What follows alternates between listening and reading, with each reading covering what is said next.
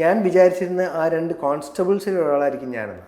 Normally ഞാൻ അങ്ങനത്തെ വേഷങ്ങളാണല്ലോ നമുക്ക് വരുന്നത്. മനോജാണ് ചേട്ടൻ്റെ വേഷം എന്ന് പറഞ്ഞപ്പോൾ ഞാൻ അഹമ്മദിനോട് ചോദിച്ചു, നിനക്ക് അത്ര മോശം അവസ്ഥയാണെന്ന് ഞാൻ ചോദിച്ചു. ഒരു നോട്ടത്തിൽ മാറ്റാം, ഒരു വേർഡ് ഡയലോഗ് പറഞ്ഞാൽ ചിരിപ്പിക്കാൻ പറ്റുന്ന സ്പേസുകളൊക്കെ ഉണ്ട്. അഹമ്മദ് പറഞ്ഞു അതൊന്നും വേണ്ട, ഞാനിങ്ങനെ ടെംപ്റ്റഡ് ആവും. അവിടെ ഒരു സാധനം പറയണോ, ഇന്ത്യയിൽ തന്നെ ആ ജോണർ ആദ്യമായിട്ട് എക്സ്പെരിമെന്റ് ചെയ്യുന്നത് നമ്മളാണ്. അത് കഴിഞ്ഞിട്ടാണ് Saif Ali Khan go go God. Cinema എന്ന ക്രാഫ്റ്റിൽ നടന്മാരുടെ പെർഫോമൻസ് തന്നെയാണ് പ്രേക്ഷകരെ ഹുക്ക് ചെയ്ത് പോകുന്ന പ്രധാന ഘടകം എന്ന് പുള്ളി വിശ്വസിക്കുന്നുണ്ട്. ജാനേമനിലെ ഒരു സീക്വൻസ് ഉണ്ട്, ബാലു ബേസിലും കൂടി ഇരിക്കുന്നത്. അത് മലയാള സിനിമ ചരിത്രത്തിലെ ഏറ്റവും നല്ല സീനുകളിൽ ഒരെണ്ണമാണ്. റാം സാറിന്റെ ഒരു സിനിമ ഷൂട്ട് ചെയ്തു. അത് മിർച്ചി ശിവ, ഗ്രേസ് ആന്റണി ഒക്കെ ഉള്ളത് എല്ലാം വരുന്നുണ്ട്. ഫഹദ് പറഞ്ഞ പോലെ ഇനിയിപ്പോൾ ഇവിടെ എന്ത് നടാം കുറച്ച് കാലത്തേക്ക്. കേരള ക്രൈം ഫയൽസിലേക്ക് വരികയാണെങ്കിൽ തന്നെ ഇപ്പോൾ വെബ് സീരീസ് എന്ന് പറയുമ്പോൾ കുറച്ചുകൂടെ ലോങ് ഫോമായിട്ടാണ്. ഇപ്പോൾ ഒരു സിനിമയിൽ ഒരു ക്യാരക്ടറിനെ കുറച്ച് എക്സ്പ്ലോർ ചെയ്യാൻ ഒരു ലിമിറ്റഡ് ടൈം ഫ്രെയിം ആയിരിക്കുമല്ലോ. അപ്പോൾ ഇതിൽ കുറച്ചുകൂടെ പരത്തിയാണ് കഥ പറയുന്നത്, എപ്പിസോഡിക് ഫോമാറ്റാണ്. അപ്പോൾ ക്യാരക്ടറിൻ്റെ കുറച്ചുകൂടെ ഡെപ്ത് മനസ്സിലാക്കി, ഇപ്പോൾ ലീഡ് റോളും കൂടിയാണ്, ഒരു റെസ്പോൺസിബിലിറ്റിയും കൂടിയാണ്. അപ്പോൾ ആ ഡെപ്ത് മനസ്സിലാക്കി പെർഫോം ചെയ്യുമ്പോൾ എന്തെങ്കിലും കൂടുതൽ വ്യത്യാസം തോന്നിയിരുന്നു സിനിമയിൽ നിന്ന്? എനിക്ക് കുറച്ചുകൂടെ ഒരു സ്പേസ് കിട്ടിയ പോലെ അങ്ങനെ എന്തെങ്കിലും ഫീൽ ചെയ്തിരുന്നു? തീർച്ചയായിട്ടും ലെങ്ത് കൂടുമല്ലോ, നമ്മൾ ക്യാമറയുടെ മുന്നിൽ നിൽക്കുന്ന സമയം കൂടിയിട്ടുണ്ട്. അത് ഒരു പരിധിവരെ ഹെൽപ്പ് ചെയ്തിട്ടുണ്ട്. ഫസ്റ്റ് ഡേ സെക്കൻഡ് ഡേ കഴിഞ്ഞ് ഒരു തേർഡ് ഡേ ആകുമ്പം നമ്മൾ ഡയറക്ടറിൻ്റെ ഇൻപുട്സും വന്നുകൊണ്ടിരിക്കുമ്പം നമ്മളറിയാതെ നമുക്ക് തോന്നി തുടങ്ങാം. നമ്മൾ ആ ക്യാരക്ടർ ഡ്രസ്സൊക്കെ ഇട്ട് കഴിയുമ്പോൾ, ഞാൻ നേരത്തെ പറഞ്ഞ പോലെ യൂണിഫോമൊക്കെ ഇട്ട് കഴിയുമ്പോൾ നമുക്ക് അയാളുടെ ഒരു ബോഡി ലാംഗ്വേജ് ഞാൻ വീണ്ടും പറയുന്നില്ല, ബിക്കോസ് അതിലോട്ട് എനിക്ക് അറിയില്ല ഇപ്പോഴും. പക്ഷെ ഡയലോഗ് റെൻഡറിങ്ങും അതിൻ്റെ ഒരു പേസിങ്ങും ഒരു റിതമും എനിക്കൊന്ന് ഡയറക്ടറിൻ്റെ ചരടുവലിയിലൂടെ കൺട്രോൾഡായി. പിന്നെ നമ്മൾ അതൊരു സിങ്ക് ആകാറുണ്ട്. അഹമ്മദിന് ഹ്യൂജ് കോൺട്രിബ്യൂഷൻ ഉണ്ട്. ആക്ച്വലി അതുകൊണ്ടാണ് ഞാൻ അദ്ദേഹത്തിന് എൻ്റെ ഒരു സെക്കൻഡ് മെൻറ്ററായിട്ട് തന്നെ കൺസിഡർ ചെയ്യുന്നത് ആഫ്റ്റർ വിനീത് ശ്രീനിവാസ്. അങ്ങനൊരു മനസ്സിൽ ഞാൻ അങ്ങനെ ഒരു സ്പേസ് അദ്ദേഹത്തിനെ കാണാൻ കാര്യം തന്നെ അതാണ്. അത്രയും എഫേർട്ട് എടുത്തിട്ടാണ് മനോജ് എന്ന് പറഞ്ഞ ക്യാരക്ടറിനെ പുള്ളി ഗ്രൂം ചെയ്തിരുന്നത് സെറ്റിൽ പെർഫോം ചെയ്യും. അതിന് മുന്നേ ഞാനങ്ങനെ ഇരുന്ന് കഥ കേൾക്കുകയോ സ്ക്രിപ്റ്റ് ഇരിക്കുകയോ ഒന്നും ചെയ്തിട്ടില്ല. അഹമ്മദ് വന്നൊരു കാര്യം പറഞ്ഞു, ഞാൻ ഉണ്ടാവുമെന്ന് പറഞ്ഞു. ഞാൻ വിചാരിച്ചിരുന്ന ആ 2 കോൺസ്റ്റബിൾസിൽ ഒരാളായിരിക്കും ഞാനെന്ന്. നോർമലി ഞാൻ അങ്ങനത്തെ വേഷങ്ങളാണല്ലോ നമുക്ക് വരുന്നത്. പക്ഷെ പിന്നെയാണ് അഹമ്മദ് പറഞ്ഞു മനോജാണ് ചേട്ടൻ്റെ വേഷം എന്ന് പറഞ്ഞപ്പോൾ ഞാൻ അഹമ്മദിനോട് ചോദിച്ചു, നിനക്ക് അത്ര മോശം അവസ്ഥയാണെന്ന് ഞാൻ ചോദിച്ചു. കാര്യം ഈ പറഞ്ഞ പോലെ. പക്ഷെ അദ്ദേഹത്തിൻ്റെ ചാലഞ്ചും അതായിരുന്നു, പ്രതീക്ഷയില്ലാത്ത ഒരു നടനെ കൊണ്ട് അങ്ങനത്തെ ഒരു വേഷം ചെയ്ത് എത്തിക്കുക എന്നുള്ളത്. പക്ഷെ എനിക്കതൊരു ഗോൾഡൻ ഓപ്പർച്യൂണിറ്റി ആയിട്ടാണ് ഞാൻ കണ്ടത്. ഞാനതിനെ പൂർണ്ണമായിട്ടും സറണ്ടർ ചെയ്തു. എൻ്റേതായ ഒരു അഭിപ്രായങ്ങളോ നമ്മൾ ചോദിക്കും എന്നുള്ളത് നമ്മൾ കാഷ്വലി ഫ്രണ്ട്സ് ആയിട്ട് ചോദിക്കും. ഇവിടെ ഒരു ഹ്യൂമർ സ്പേസ് ഉണ്ട്, കാര്യം അതിൽ ഇഷ്ടംപോലെ ഹ്യൂമർ സ്പേസ് ഉണ്ട്. അത് ഒരു നോട്ടത്തിൽ മാറ്റാം, ഒരു വേർഡ് ഡയലോഗ് പറഞ്ഞാൽ ചിരിപ്പിക്കാൻ പറ്റുന്ന സ്പേസുകളൊക്കെ ഉണ്ട്. അഹമ്മദ് പറഞ്ഞു അതൊന്നും വേണ്ട, ഞാനിങ്ങനെ ടെംപ്റ്റഡ് ആവും. അവിടെ ഒരു സാധനം പറയണോ, പക്ഷെ അഹമ്മദ് പറഞ്ഞു ഒരു പ്രാക്ടീസിന്റെ പുറത്ത് അവിടെ വരാൻ സാധ്യതയുള്ളത് പ്രിയംപ്റ്റ് ചെയ്യാൻ പറ്റുമോ? നമുക്ക് അറിയാതെ വരുമല്ലോ, നമുക്ക് ഇതും കൂടെ പറയണോ. അപ്പം അഹമ്മദ് പറഞ്ഞു വേണ്ട. അപ്പം ഞാൻ വിചാരിച്ചു ഒരു ഡയലോഗൊക്കെ അങ്ങനെ പറഞ്ഞാൽ എന്ത് സംഭവിക്കാനാണെന്ന് ഞാൻ വിചാരിച്ചു. പക്ഷെ ഇത് പിന്നെ ഒരുമിച്ച് കണ്ടപ്പോഴാണ് ഞാൻ മനസ്സിലാക്കി, അങ്ങനെ ഒരു സ്ഥലത്ത് പറഞ്ഞിരുന്നെങ്കിൽ ചിലപ്പോൾ അയാൾ മാറിപ്പോയി. ഇയാളെന്നിപ്പോൾ ഇങ്ങനെ പറഞ്ഞേ, ഇയാൾ അങ്ങനെ അല്ലല്ലോ. അത് എനിക്ക് അങ്ങനെ ക്യാരക്ടറിനെ കൺസീവ് ചെയ്യാൻ അറിയില്ല. ഞാൻ പണ്ടും കിളിബോയ് നമ്മൾ ചെയ്ത സമയത്ത്, കിളിബോയുടെ റൈറ്ററാണ് എൻ്റെ ജീവിതത്തിലെ ഏറ്റവും ഇന്നും ഞാൻ അമൂല്യം എന്ന് കരുതുന്ന ഒരു സിനിമയാണ്. ബിക്കോസ് ഓഫ് ദ ജോണർ, ഇന്ത്യയിൽ തന്നെ ആ ജോണർ ആദ്യമായിട്ട് എക്സ്പെരിമെന്റ് ചെയ്യുന്നത് നമ്മളാണ്. അത് കഴിഞ്ഞിട്ടാണ് Saif Ali Khan go go God ചെയ്തത്. അതിൻ്റെ ട്രെയിലർ കണ്ടെന്ന് പറയാം, നമ്മുടെ ട്രെയിലർ തന്നെയാണ്. അത് നമുക്ക് ഏറ്റവും വലിയൊരു ഭാഗ്യമായിട്ട് കാണുന്നു. പക്ഷേ കിളിബോയ് ചെയ്ത സമയത്ത് അളിയനറിയാമല്ലോ, ഞാൻ ഡബ് സ്റ്റുഡിയോ എന്ന കഥ മനസ്സിലാക്കി ഡബ് ചെയ്യുമ്പോൾ. അതുകൊണ്ട് തന്നെ ഈ അഹമ്മദിനോടുള്ള വിശ്വാസം, അത് ഞാൻ 100% അയാളിൽ വിശ്വസിച്ചു. അയാളും അത്രയും ഞങ്ങളുടെ ഇത്രയും ഒരു ആക്ടറിൽ, അത് എന്നിൽ മാത്രം ഞാൻ പറയുന്നില്ല. ഫസ്റ്റ് പടം ചെയ്തപ്പം രജീഷ വിജയൻ, ജൂണിൻ്റെ കൂടെ ഉള്ള സർജാനോ, അദ്ദേഹത്തിൻ്റെ ഫസ്റ്റ് പടം, അതിലുള്ള ഫാഹിം എന്നൊക്കെ പറഞ്ഞ ന്യൂ കമേഴ്സ് ഉണ്ട്.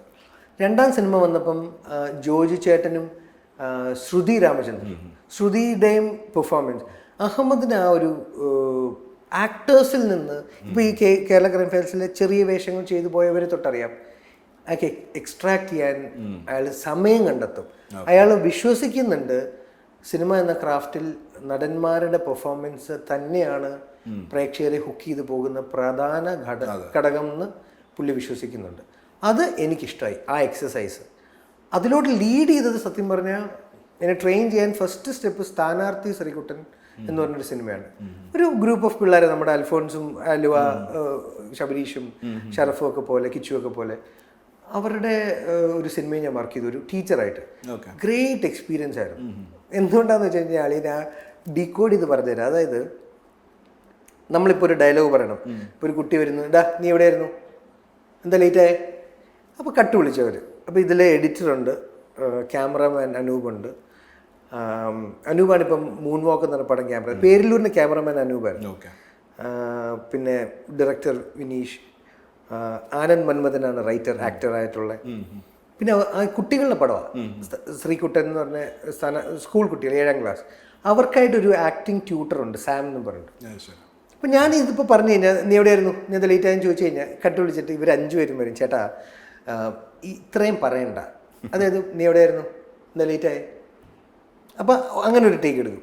അടുത്ത് വന്നിട്ട് പറയും, ചേട്ടാ ഒരു കാര്യം ചെയ്യും, നീ എവിടെയായിരുന്നു, എന്താ ലേറ്റായേ, അങ്ങനെ ഒരു ഡൗട്ട് ഇട്ടോ.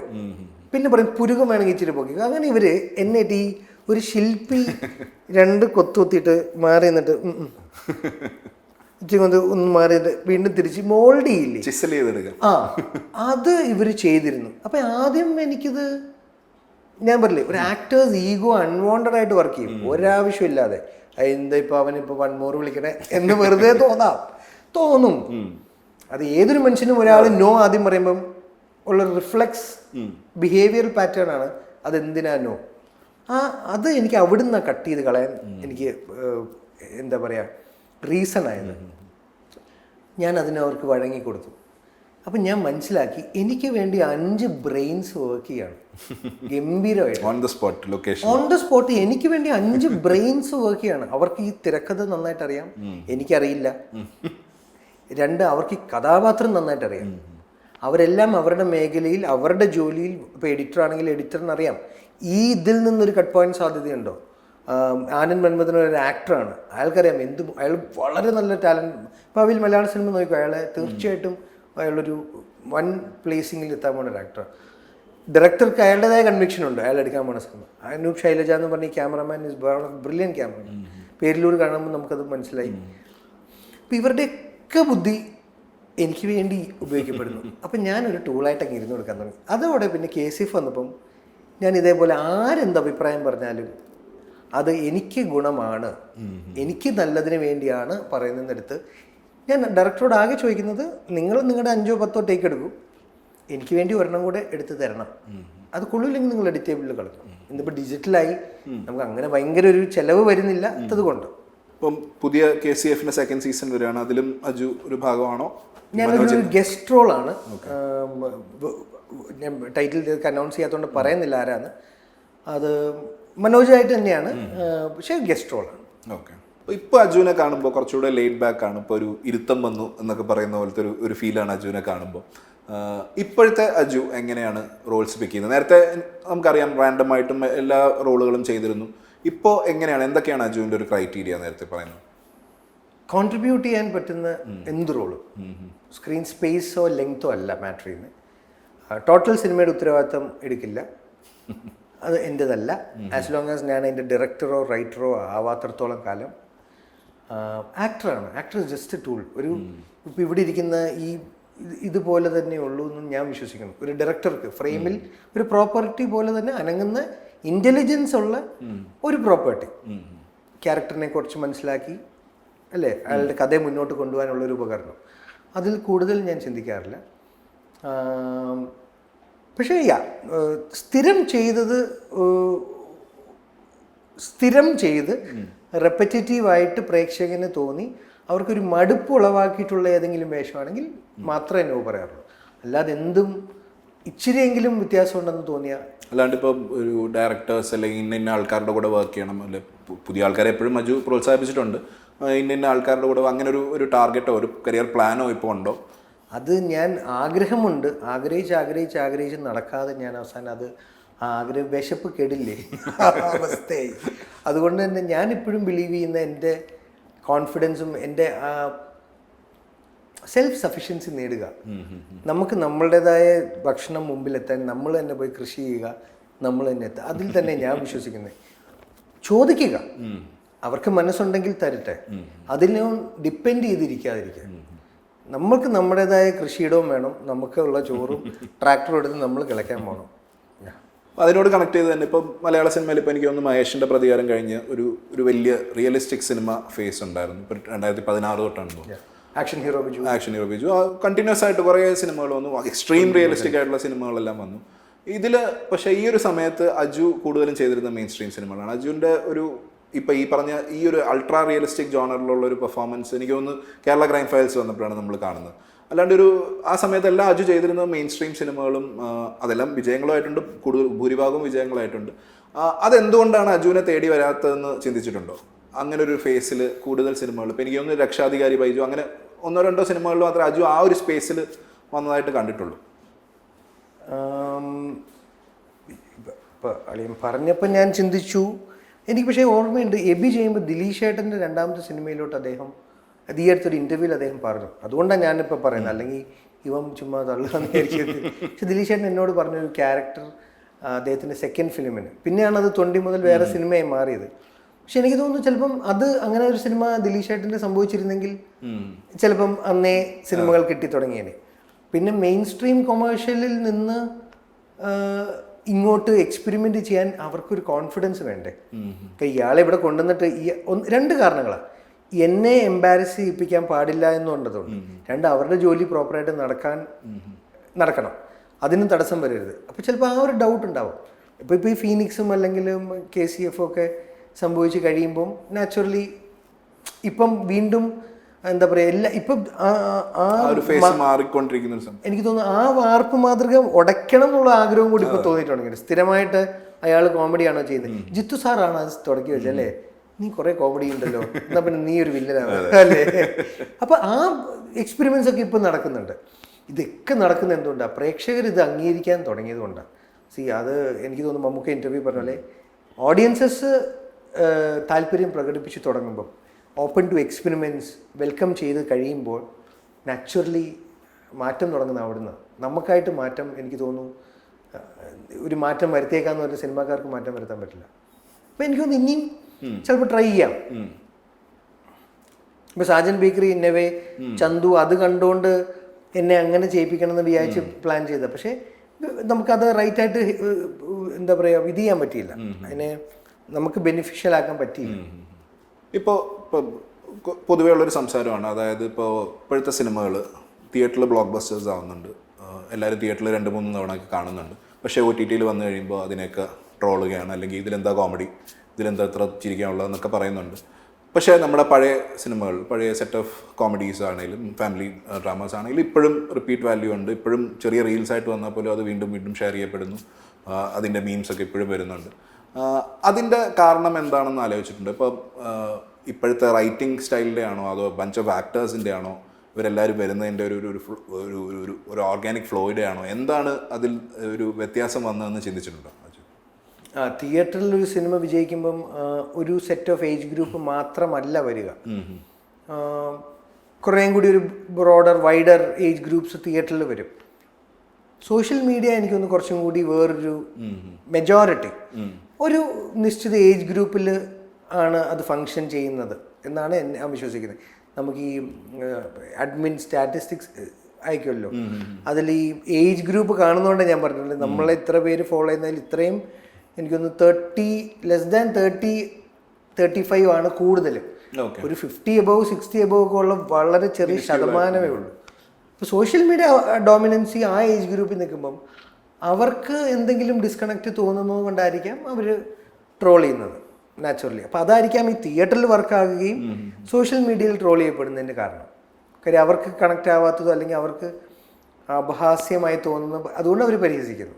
ഇപ്പോൾ അജു നേരത്തെ പറഞ്ഞല്ലോ, ഇപ്പോൾ ടാലൻ്റ് ഉള്ള ആൾക്കാരെ നോട്ട് ചെയ്യാനും പിക്ക് ചെയ്തെടുക്കാനുള്ളൊരു ടാലൻറ്റും താല്പര്യവും ഒക്കെ ഉണ്ട്. ഇപ്പോഴത്തെ ഒരു കറണ്ട് സിനാരിയോയിൽ അജുവിന് ഇഷ്ടപ്പെട്ടിട്ടുള്ള ഹ്യൂമർ പെർഫോമൻസ് ചെയ്ത ഒരു 3-4 പേരുടെ പേര് പറയാൻ പറ്റുമോ? എനിക്ക് പ്രേമലൂലെ ആ പെണ്ണെ നീ ഷമീർ എന്ന് പറഞ്ഞ അദ്ദേഹത്തെ ഭയങ്കര ഇഷ്ടമാണ്. ജോമോൻ ജോദർ എനിക്ക് ഭയങ്കര ഇഷ്ടമാണ്. എനിക്ക് സോഷ്യൽ മീഡിയയിൽ വളരെ ആക്റ്റീവായിട്ടുള്ള കാർത്തിക് ശങ്കറിനെ ഇഷ്ടമാണ്. ഞാൻ ഭയങ്കര പോപ്പുലർ ആയവരുടെ പേര് ഇപ്പോൾ പറയാതിരിക്കുന്ന ഞാൻ പറഞ്ഞേ ഇപ്പൊ റീസെന്റ് നമ്മളിലെത്തിയ പൊട്ടൻഷ്യലുള്ള പിന്നെ അതിൽ ഏറ്റവും ഫേവറേറ്റ് ആക്ച്വലി എനിക്ക് തോന്നുന്നു അംബാനാണ്. Sajin Gopu is a great actor, versatile actor. ചുരുളിയിലുള്ള സജിൻ അല്ല, ജാനേമനിലെ സജിൻ. ആ സജിൻ അല്ല ആവേശം വരുമ്പോഴുള്ള സജിൻ. സജിൻ്റെ വേറെ സിനിമ ഏതാ ഉള്ളത് നമുക്ക് പെട്ടെന്ന് ഓർക്കാൻ? ഈ മൂന്നല്ലേ? രോമാഞ്ചത്തിന്റെ സജിൻ അല്ല വേറെ സജിനാണ്. അംബാനും രോമാഞ്ചവും ഒരേപോലെ തോന്നാം, പക്ഷേ രണ്ടാ അല്ലേ? He is gonna be the next big thing. എനിക്ക് ഉറപ്പാണ്, കാര്യം ഞാൻ ഭയങ്കര ഫാനാണ്. അപ്പം അങ്ങനെ ഇവരൊക്കെ നമ്മളെ എൻ്റർടൈൻ ചെയ്യിപ്പിക്കുന്നുണ്ട് ഭയങ്കരമായിട്ട്. ഗുരുവായൂരിൽ ജോമോൻ.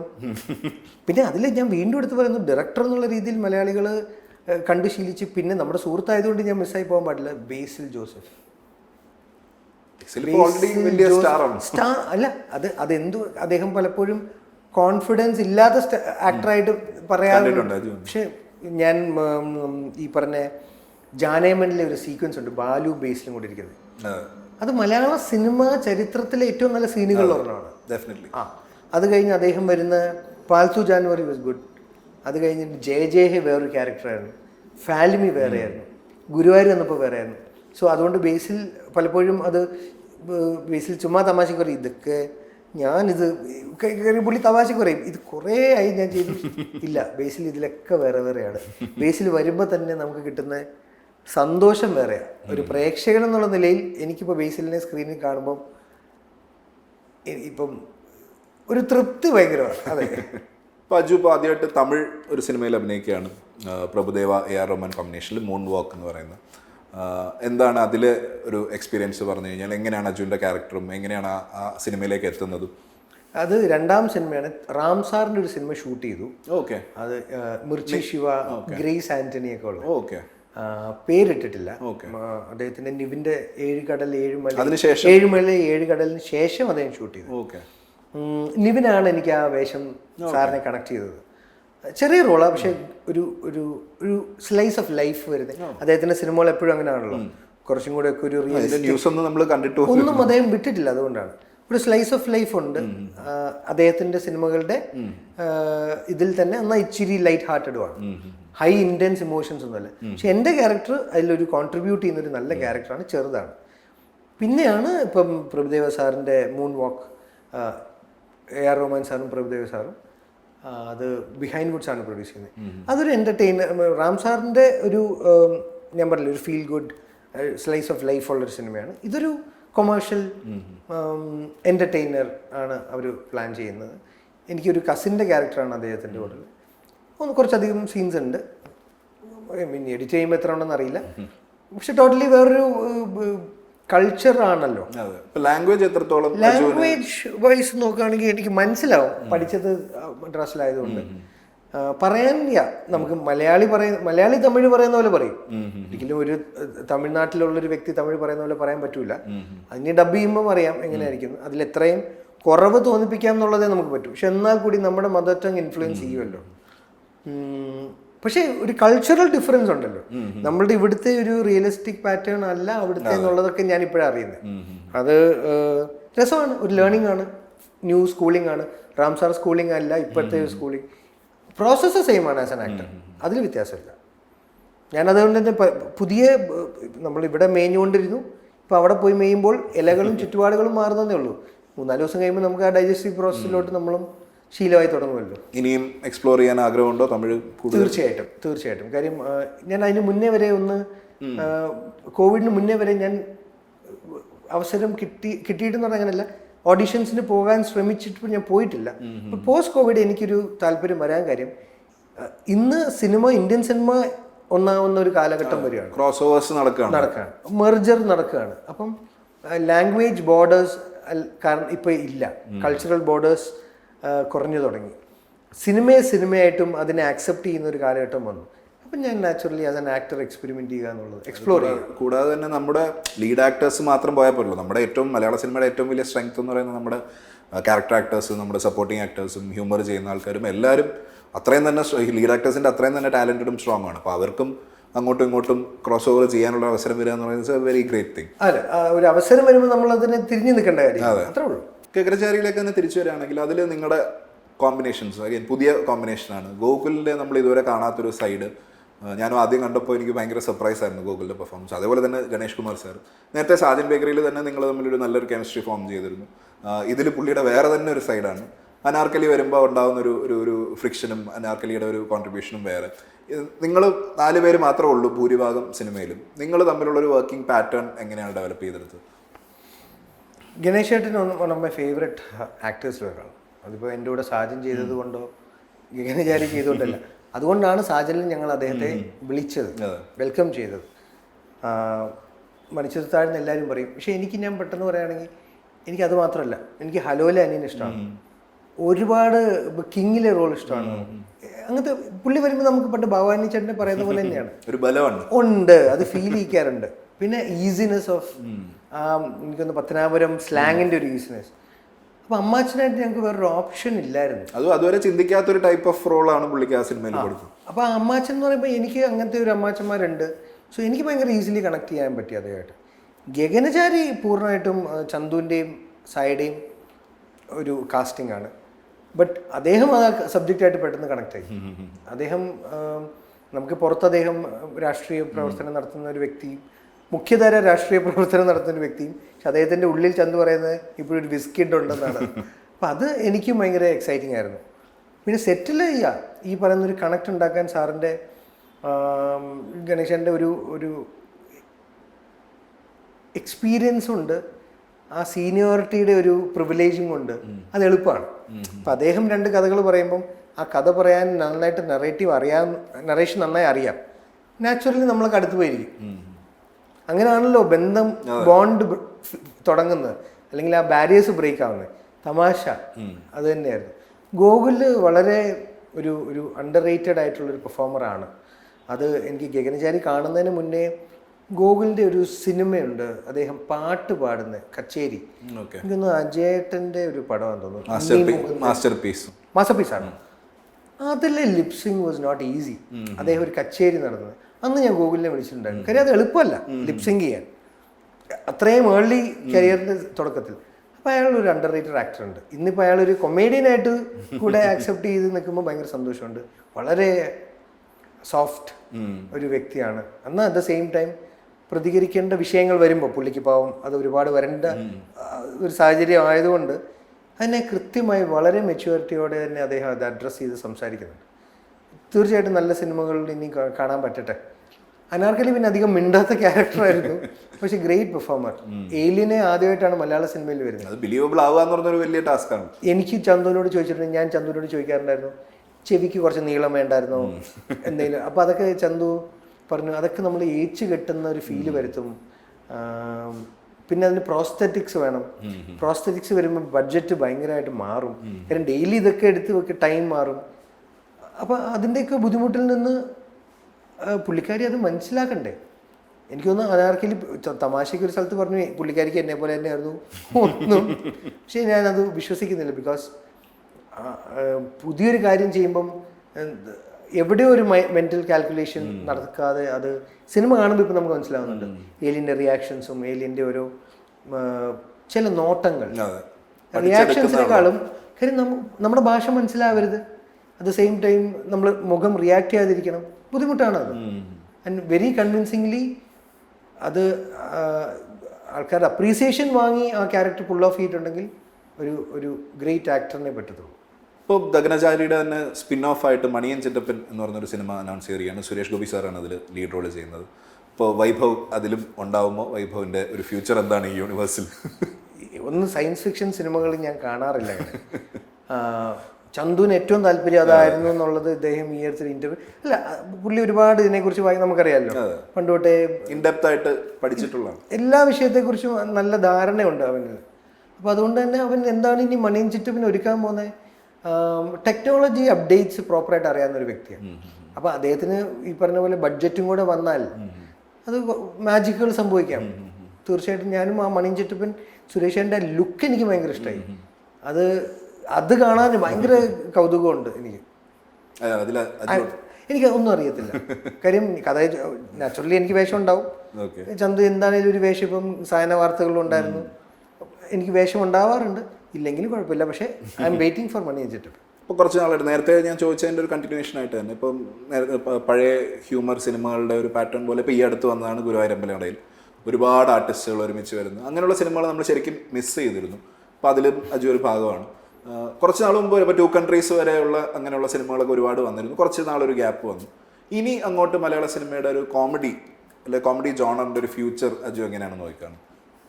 ഞാൻ ലാസ്റ്റ് അങ്ങനത്തെ ഒരു സിനിമ ചെയ്ത ലവ് ആക്ഷൻ ഡ്രാമയാണ്. 5 വർഷമായി, കഴിഞ്ഞ ഓണത്തിന് വന്നത് 5 വർഷം. പിന്നെ ഞാനും തീരുമാനം മാറ്റി, പിന്നെ അങ്ങനത്തെ സിനിമകൾ വന്നില്ല.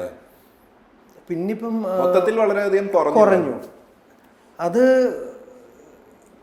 പക്ഷെ എനിക്ക് തോന്നുന്നത് ഇപ്പോൾ ഗുരുവായൂരും ട്രോള് കിട്ടിയാലും വർഷങ്ങളും ആവേശം ഒക്കെ, പ്രേമലു കുറച്ചും കൂടി പുതിയ കാലത്തെ ഹ്യൂമറുണ്ട്. ഇപ്പോഴത്തെ ന്യൂജൻ കണക്ട് ചെയ്യുന്ന ഒരുപാട് ഫാമിലി സൈഡ് അല്ലാണ്ടുള്ള. അതെ, അതുകൊണ്ട് നമുക്കത് ഇച്ചിരി പഴയ രീതികളൊന്നുമില്ല. അത് വളരെ ഫ്രഷ് ആയതുകൊണ്ട് സ്പൂഫ് പോലും ഗിരീഷ് അതിൽ നല്ല രസമായിട്ടാണ് ചേർത്തേക്കുന്നത്. അപ്പം എനിക്ക് തോന്നുന്നു ഇനി സാധ്യതയുണ്ട് എന്നാണ്. കാര്യം സോഷ്യൽ മീഡിയ ട്രോളുകൾ ഞാൻ പറഞ്ഞില്ലേ, അത് നീക്കി വെക്കൂ. പക്ഷെ അല്ലാതെ ഒരു വലിയ ശതമാനം തിയേറ്ററിൽ പോകുന്ന വ്യക്തികൾക്ക്, സോഷ്യൽ മീഡിയ അധികം ഉപയോഗിക്കാത്ത വ്യക്തികൾക്ക് അവരുടെ ചെറുപ്പം അല്ലെങ്കിൽ അവരുടെ ഒരു യൗവനം നന്നാക്കി കൊടുത്ത ഒരു പാറ്റേൺ സിനിമകൾ കാണാൻ താല്പര്യമുണ്ട്. അതൊരു എന്ന് വെച്ചാൽ പുതിയ സിനിമകൾ വേണ്ടെന്നല്ല കേട്ടോ, ഈ സിനിമയ്ക്കും സ്പേസ് ഉണ്ട്. ഇനി അത് കുറച്ചുകൂടി ബിഗ് സ്കെയിലിൽ വരും.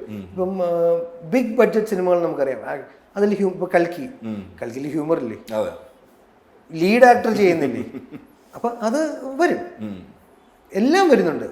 ഫഹദ്ക്ക് പറഞ്ഞ പോലെ ഇനിയിപ്പോൾ ഇവിടെ എന്ത് നടാം കുറച്ച് കാലത്തേക്ക്. അപ്പോൾ ഏതൊക്കെയാണ് ഇനി അജുവിൻ്റെ ഇനി വരാനിരിക്കുന്ന സിനിമകൾ? ഏതൊക്കെയാണ് എക്സൈറ്റിംഗ് ആയിട്ടുള്ള പ്രോജക്ട്സ്? ഐഡന്റിറ്റി എന്ന് പറഞ്ഞൊരു സിനിമ, ടൊവി, തൃഷ, അഖിൽ ഡയറക്റ്റ് ചെയ്യുന്നത്. ഒരു ഇൻട്രസ്റ്റിംഗ് ആയിട്ടുള്ളൊരു സബ്ജക്റ്റും ഒരു ക്യാരക്ടറുമാണ്. പിന്നെ അജയൻ്റെ 2ാം മോഷണം. ഞാൻ ചെറുതാ, പക്ഷെ ആ സിനിമയിൽ ഞാനും വെയിറ്റിംഗ്. അതുകൊണ്ട് ഞാൻ വളരെ വെയിറ്റ് ചെയ്യുന്ന സിനിമയാണ്. പിന്നെ ഹോട്ട്സ്റ്റാറിൻ്റെ ഒരു വെബ് സീരീസ് ചെയ്ത് ലവ് ആൻഡ് കൺസ്ട്രക്ഷൻ, നീരജിൻ്റെ കൂടെ. ലീഡ് റോളാണോ? അല്ല, നീരജും ഗൗരിയ ലീഡ്, ഞാനൊരു ക്യാരക്ടറാണ്. ഇപ്പം KCF-ഉം പേരില്ലൂറും ബ്രേക്ക് ചെയ്യാൻ വേണ്ടി കിട്ടിയൊരു ക്യാരക്ടർ. എനിക്ക് ഇങ്ങോട്ട് വന്നതാ, പക്ഷെ എനിക്ക് തോന്നി ഇത് രണ്ടും അല്ല, അതൊരു വസന്തമാണ്. അതെനിക്ക് ഇഷ്ടമായി ചെയ്യാൻ, പപ്പൻ എന്ന് പറഞ്ഞിട്ട്. പിന്നെ ഇതൊക്കെയാണ് പെട്ടെന്ന് ഓർമ്മയിൽ വരുന്നത്. Thank you so much. Thank you അളിയ. അപ്പോൾ എന്നാണ് കിളിബോയ് 2nd? ഉടനെ തന്നെ ഉണ്ടാവുന്നതായിരിക്കും. വീണ്ടും കിളിബോയ്, നല്ല പേരല്ലേ, VKP. തീർച്ചയായിട്ടും ചെയ്യണം. കാര്യം കിളിബോയ് അന്ന് ഇറങ്ങിയ സമയത്ത് നമുക്ക് കിട്ടിയ അപ്രീസിയേഷൻ, അത് ആ സമയത്ത് സോഷ്യൽ മീഡിയ ഇത്രയും സ്ട്രോങ് ആയിരുന്നെങ്കിൽ നമുക്ക് കുറച്ചും കൂടി പാൻ സൗത്തെങ്കിലും പോകാമായിരുന്നു. ഇന്ത്യയിൽ അങ്ങനത്തെ ഒരു സ്റ്റോണർ ഫസ്റ്റ് അന്ന് നമുക്ക് ഇതേപോലെ ഫേസ് ചെയ്തിരുന്നു, എന്താണ് ഈ ജോണർ ഇങ്ങനെ ചെയ്തതെന്നൊക്കെ പറഞ്ഞ്. പക്ഷേ I am happy to be part of it. ഇന്നും I am proud to be. അതിൽ നമ്മളൊക്കെ അതിൽ അഭിമാനിക്കുന്നു. VKP വീണ്ടും വേഗം ചെയ്യാം, എത്രയും വേഗം ചെയ്യാൻ പറ്റുന്നുണ്ട്. Thank you.